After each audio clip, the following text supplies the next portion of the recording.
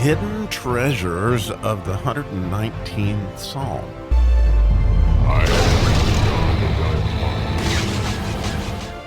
How fun. We get to dig around in the 91st verse of the 119th Psalm. We get to dig for counsel in the heart section, the Lamed section of the 119th Psalm. How fun is that?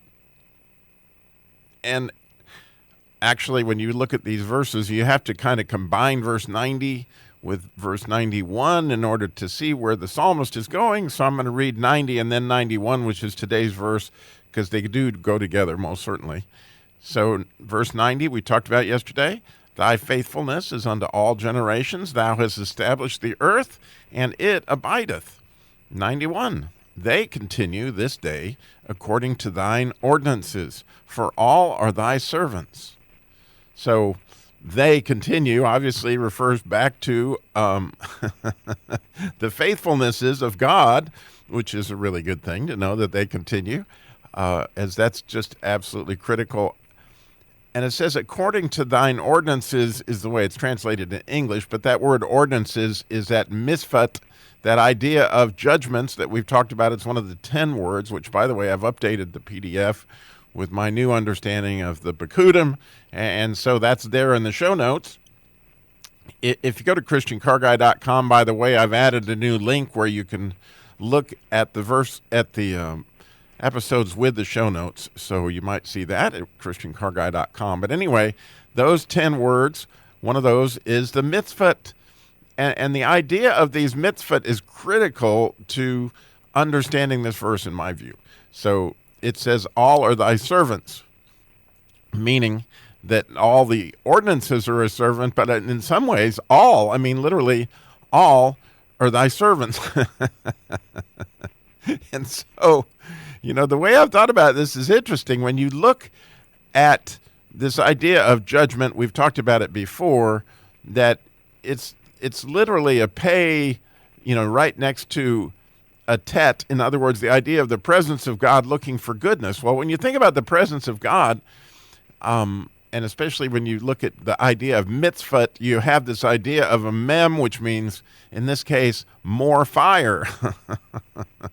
Because that S is the shin, and so you got like this fire, that's God's judgment, but that is turning things to good. That's the way that fire works, right? That it's going to refine us for good. So, you know, I think it's no coincidence when I think about my own conversion, right? I didn't come to Christ until I was 36 years old, and I was in the car business, and I found myself, as I think most new believers do, with a target on their back they didn't have before. In other words, you didn't have an enemy because Satan was not your enemy when you were on his side.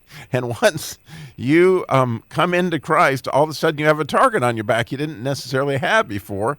But this is actually part of God's judgment. He is in the business of refining us, right?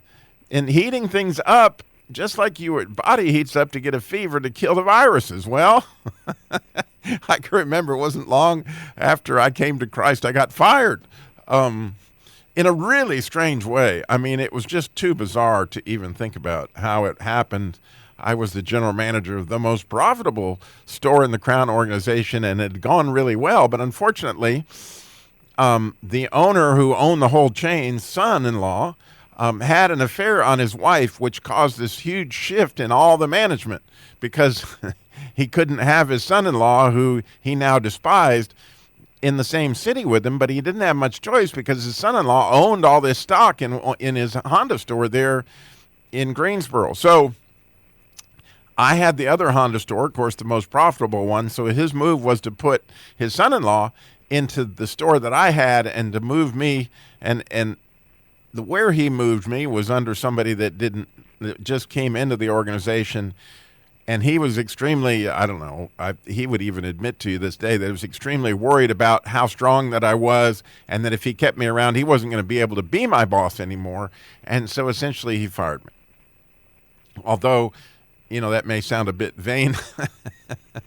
I did, you know, that God just gave me a blessing to be able to sell a lot of cars. He just did. And I'm really thankful for that.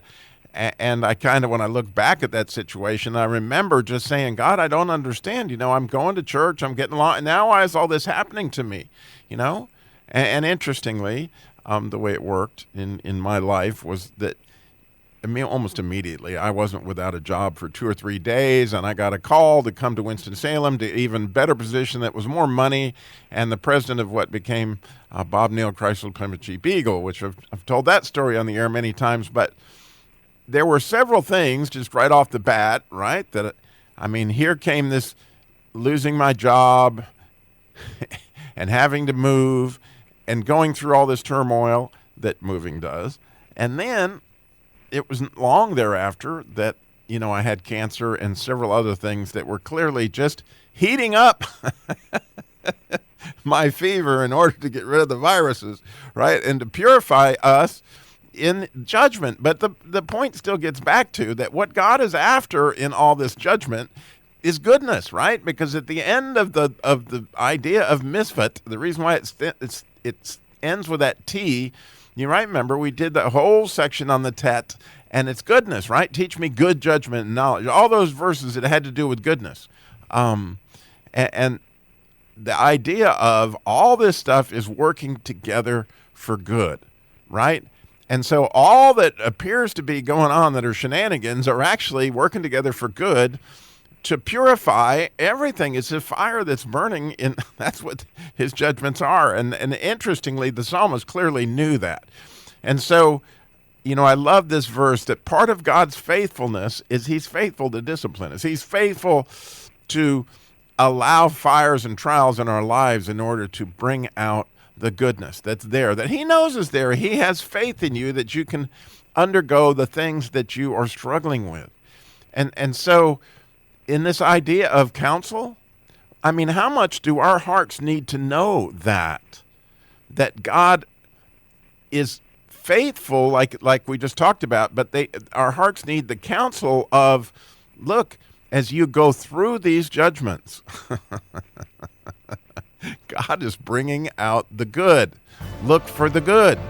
It's in there like Prego spaghetti sauce. I assure you that God is after something with all are his servants, is the way this verse reads, and I think it couldn't be more true.